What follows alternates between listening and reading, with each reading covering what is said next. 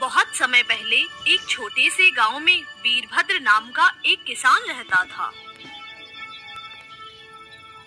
उसी नगर के जमींदार ब्रजभूषण को वह फूटी आंख नहीं सुहाता था। वीरभद्र के गांव के गरीब किसान उसे बहुत प्रेम करते थे। वीरभद्र गरीबों की मदद करने के लिए हमेशा तैयार रहता था। एक दिन जमींदार ब्रजभूषण लगान वसूल करने के लिए वीरभद्र के गांव आया।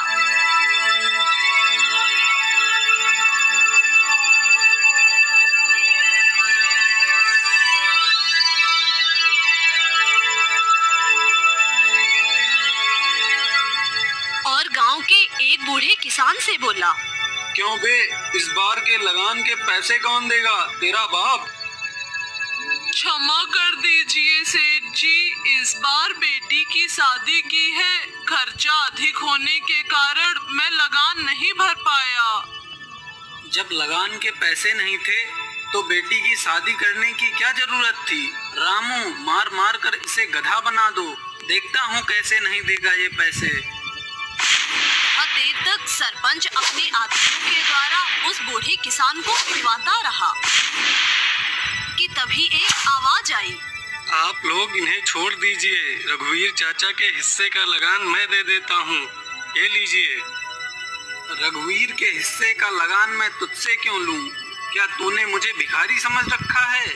और तू है कौन? मेरा नाम वीरभद्र है और आपको सबसे ज्यादा लगान मेरे द्वारा ही दिया जाता है। लेकिन तुम रघुवीर के हिस्से का लगान क्यों दोगे? वो आप चाचा को पीट रहे थे, इसलिए मुझे दया आ गई। बड़ा दयालु धर्मात्मा बना फिरता है तू क्या समझता है कि दया क्या हम नहीं कर सकते? जा बे रघुवीर, मैं तेरे लगान के पैसे माफ करता हूँ। आपका बहुत बहुत धन्यवाद जमींदार जी। अब जमींदार का गुस्सा वीरभद्र पर फूटा। क्या वीरभद्र, बहुत धन हो गया है तेरे पास? अगर दोबारा मेरे किसी काम के बीच में बोला तो मैं तेरी खाल खींच लूंगा। जा दफा हो जा यहाँ से। जमींदार ब्रजभूषण का रौद्र रूप देखकर वीरभद्र ने वहाँ से खिसक लेने में ही अपनी भलाई समझी।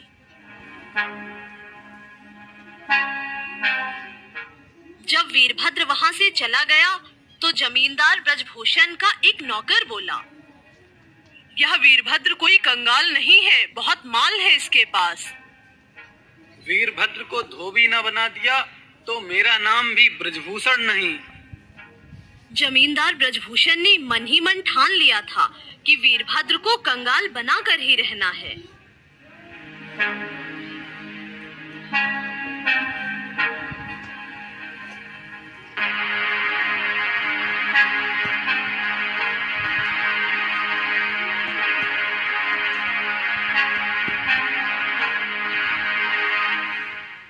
और एक दिन वह वीरभद्र के घर की ओर निकल पड़ा।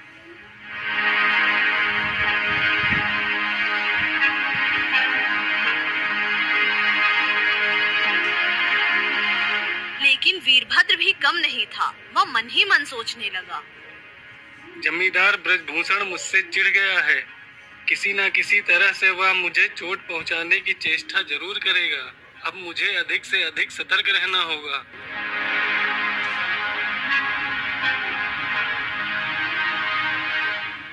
उसी गांव के पास एक जंगल था।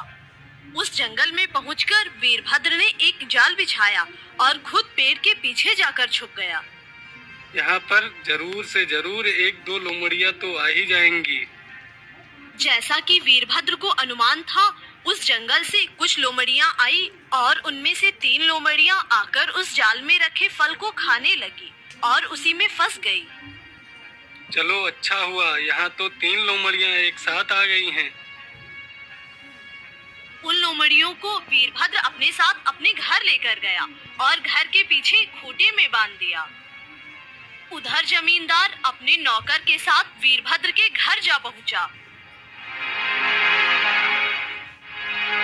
वीरभद्र, ओ वीरभद्र। माँ, लगता है बाहर जमींदार आया है। आप बाहर जाकर उनसे मिलो, मैं पीछे के दरवाजे से निकल जाता हूँ। वीरभद्र अपने साथ एक लोमड़ी को लेकर घर के पीछे से बाहर निकल गया। उसके जाते ही उसकी बूढ़ी माँ घर से बाहर निकली। राम राम जमींदार जी, आज कैसे दर्शन दिए आपने हम गरीब को। अरे माई, वीरभद्र कहाँ है? अरे सरपंच जी, वीरभद्र तो सारा दिन खेतों में ही काम करता रहता है। वह अभी भी खेतों में ही होगा। खेत में? लेकिन अभी तो हम उधर से ही आ रहे हैं। उधर तो वीरभद्र नहीं है। आपने ठीक से देखा नहीं होगा जमींदार जी, या तो वह किसी पेड़ के नीचे सो रहा होगा। चलो राम, हम उसे वहीं पकड़ते हैं।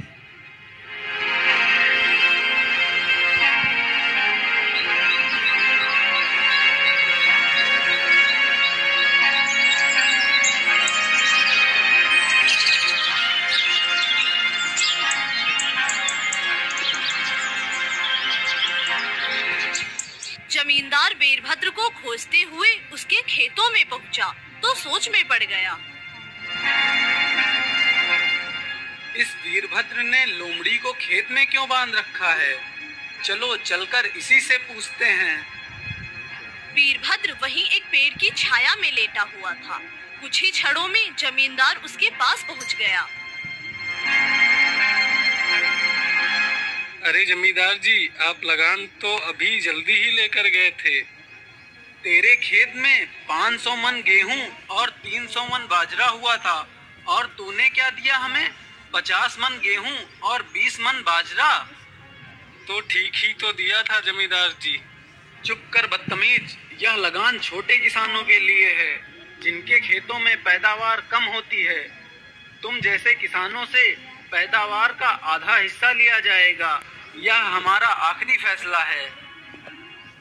जमींदार की बात सुनकर वीरभद्र के पैरों तले तो जमीन ही खिसक गई, लेकिन उसने बहुत ही नम्रता पूर्वक कहा, आपका फैसला सर आंखों पर हुजूर। आप जैसा कहेंगे वैसा ही किया जाएगा। आप तो हमारे महाराज हैं और हम आपकी प्रजा हैं। हे अन्नदाता, अगर आप लोग हमारी कुटिया पर भोजन के लिए पधारे तो बड़ी कृपा होगी। सेठ जी, भूख तो मुझे भी बहुत तेजी से लग रही है। क्यों न चलकर हम इसके घर भोजन कर लें।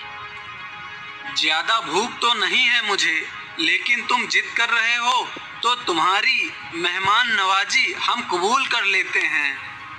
तुरंत ही वीरभद्र अपनी लोमड़ी के पास पहुंचा और उसका पट्टा हाथ में लेकर बोला, जाओ मेरी प्यारी लोमड़ी, जाओ और घर जाते हुए मोटी मोटी मुर्गियां पकड़ कर लेते आओ, और घर जाकर माँ से कहना छोले पूड़ी हलवा और चिकन बना कर रखे। हमारे घर कुछ मेहमान आ रहे हैं। अरे अरे वीरभद्र, ये क्या कर रहे हो? यह लोमड़ियां तो भाग जाएंगी। ज्यादा तेज भाग कर जाएगी तो माँ जल्दी भोजन पकाकर तैयार कर लेंगी और हमें भोजन के लिए प्रतीक्षा नहीं करनी पड़ेगी।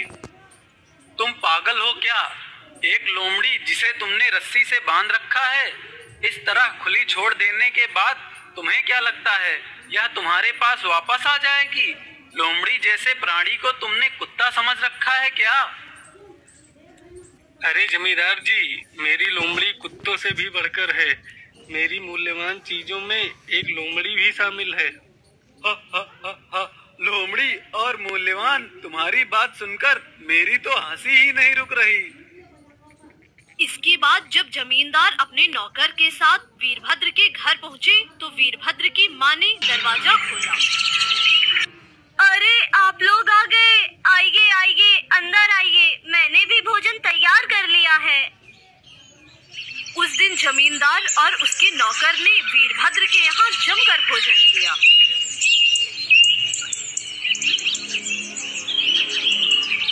अरे वाह, मुर्गी, चावल, छोले, हलवा, सब कुछ बहुत ही स्वादिष्ट बना है। मगर वीरभद्र, तुम्हारी वो लोमड़ी नहीं दिखाई दे रही, दिखाओ तो उसे। पहली लोमड़ी तो वीरभद्र के छोड़ते ही जंगल में भाग गई थी। जी हुजूर, अभी लाता हूँ।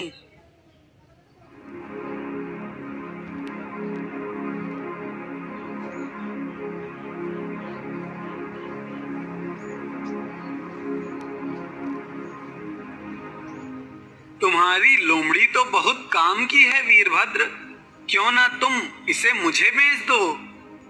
नहीं नहीं सरपंच जी, यह लोमड़ी मेरे लिए बहुत मूल्यवान है, इसे मैं हरगिज नहीं बेच सकता। क्या कह रहे हो? लोमड़ी तो तुम्हें बेचनी ही पड़ेगी, ये हमारा आखिरी आदेश है। बदले में हम तुम्हें मुंह मांगी कीमत देने को तैयार हैं। आपकी बात को तो मैं टाल नहीं सकता, पर यह लोमड़ी एक व्यापारी से अपनी सारी जीवन भर की जमा पूंजी देकर ली थी।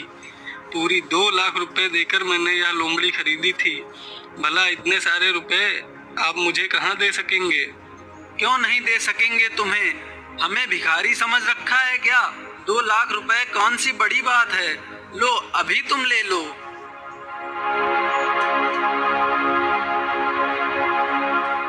आपका बहुत बहुत आभार सरपंच जी, एक दया और कर दीजिए, मुझ पर लगान का बोझ मत बढ़ाइए। अगर आप लगान बढ़ा देंगे तो गांव के लोग आपको अत्याचारी समझेंगे और ऐसा सुनकर मुझे बहुत बुरा लगेगा। ठीक है, हमने तुम्हारी बात मान ली, अब खुश हो जाओ। 2 लाख रुपए देकर जमींदार उस लोमड़ी को लेकर अपने साथ अपने घर चला आया।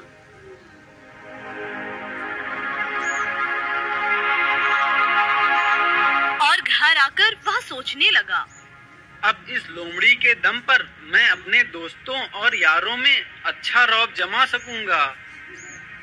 अगले दिन जब उसके यार दोस्तों के साथ उसकी महफिल जमी तो वह कहने लगा, सुनो दोस्तों, यह लोमड़ी बहुत करामाती है। यह तो गंदी और बदबूदार लोमड़ी है, यह क्या करामात दिखाएगी? देखना चाहते हो तो देखो, अभी मैं तुम्हें लोमड़ी का जादू दिखाता हूँ। जमींदार लोमड़ी के पास आया और कहने लगा, जाओ मेरी प्यारी लोमड़ी, और जंगल से कुछ मुर्गियाँ पकड़कर मेरे घर ले जाओ और मेरी पत्नी से कहना मुर्गी, चावल, छोले, हलवा तैयार करके रखे। जमींदार ने जैसे ही लोमड़ी को आजाद किया, उसने एक लंबी छलांग लगाई और बाहर निकल गई। अब देखना तुम लोग लोमड़ी का चमत्कार। थोड़ी देर बाद जमींदार अपने दोस्तों के साथ अपने घर पहुंचा और अपनी पत्नी से बोला, अरे सुनती हो ना, सब कुछ तैयार हो गया है। सब कुछ? क्या सब कुछ? अरे मेरी लोमड़ी मुर्गी लेकर आई होगी, उसने तुमसे कुछ बनाने को भी कहा होगा, वह सब कुछ बन गया। मेरी तो कुछ भी समझ में नहीं आ रहा है, आप ये सब क्या कह रहे हैं? तो क्या लोमड़ी अभी तुम्हारे पास नहीं आई?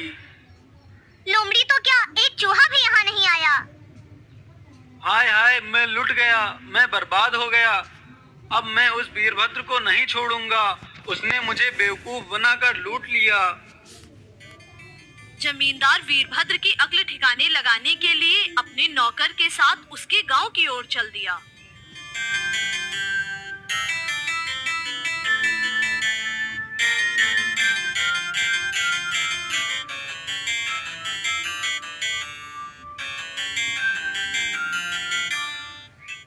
बाहर निकल वीरभद्र, आज मैं तुझे नहीं छोड़ूंगा।